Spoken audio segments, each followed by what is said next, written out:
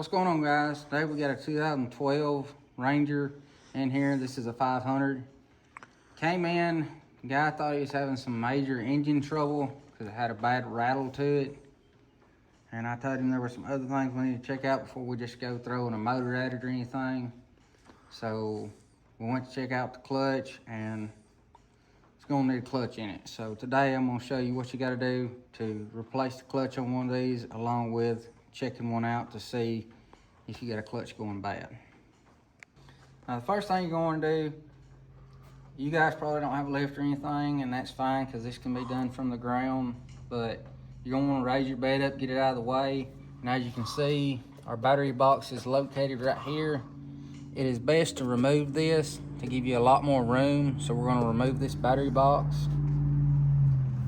To remove the battery box, come up here underneath the seat. We got 2 bolts, one on each side of it, and then just simply pull it up.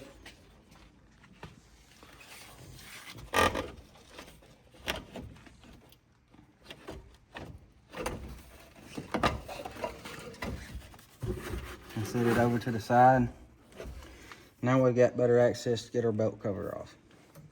We got our battery out of the way. As you can see, we got a lot more room here.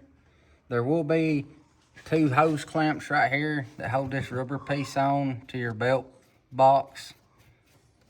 It goes up here to the breather for it. You're just gonna simply take your screwdriver or nut runner and take them loose. Then you've got your bolts that go around your belt box, that go all the way around it. Once you get them loose, then your belt box just gonna simply slide off.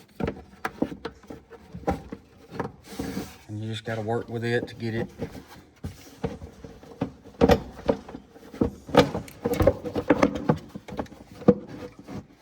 Find its little happy spot.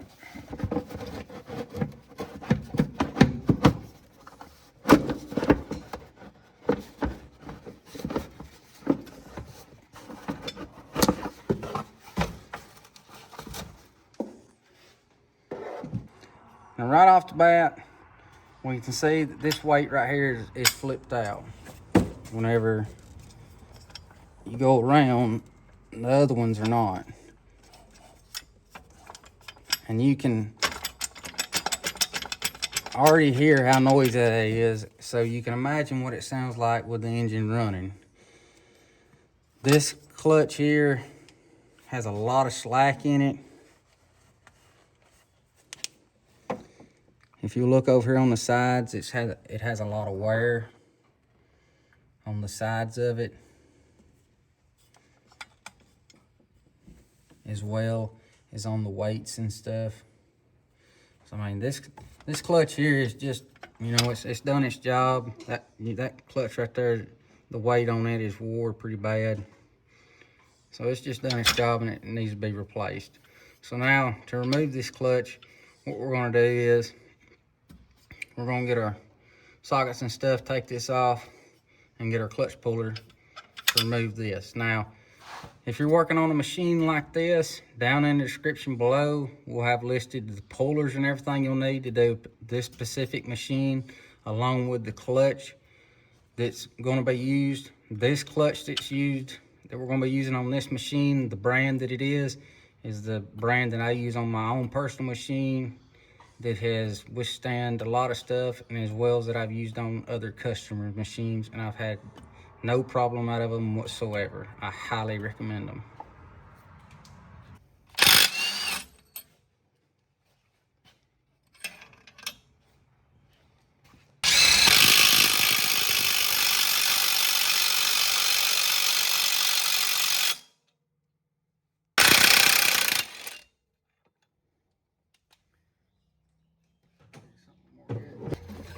Now, if you got one of these, if y'all have done this any at all yourself, or if this is your first time doing this, sometimes these suckers right here are stuck. And when I say stuck, y'all seen me how to change impacts to get a bigger impact. I'm talking about even that don't get them off. And we got a video out that will show you how to get one of these off that is extremely stuck on. It makes it a lot easier, and you know, saves you a lot of headache. So if you're looking for that, I believe it's underneath how to get a stuck clutch off. So be sure to check that out if you're having trouble with that. So now we got this off, and we can we'll get over here and look at it more to see, point out some of the damage on it. So this is our old one. As you can tell, one of the weights has been slung out on it. Probably because it's so loose, it got stuck when it was expanded and, you know, just couldn't go back in like it was supposed to. Another thing about these clutches, this here is a bearing.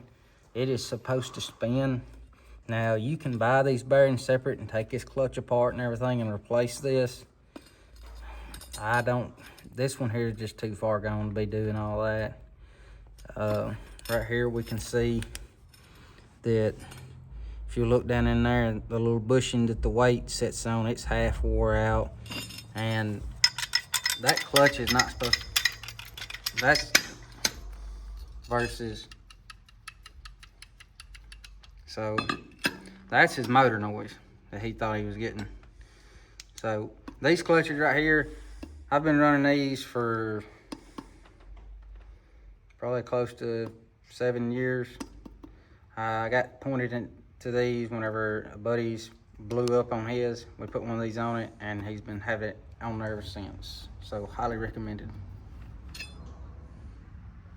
So now we're just gonna slide this on.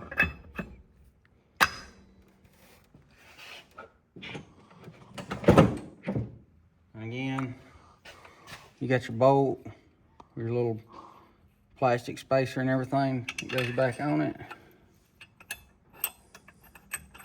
Make sure you don't cross thread it, because it goes directly into the crank.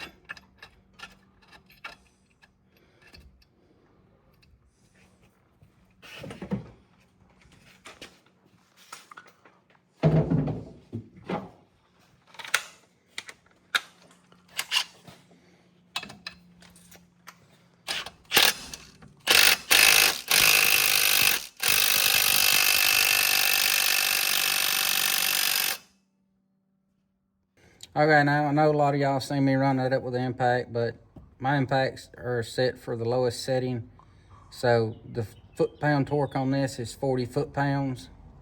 For this machine, if you're doing a different machine, it might be a little bit different. So check for your own foot-pound torque specs. So now, the only thing left to do is get our torque wrench out, set our torque specs on it, check it, reinstall our belt, and then put everything back together.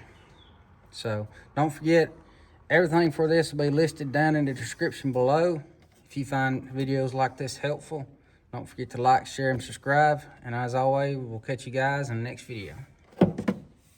Now, to put this belt on, you're gonna put it on your primary first, and then we're just gonna simply roll it on.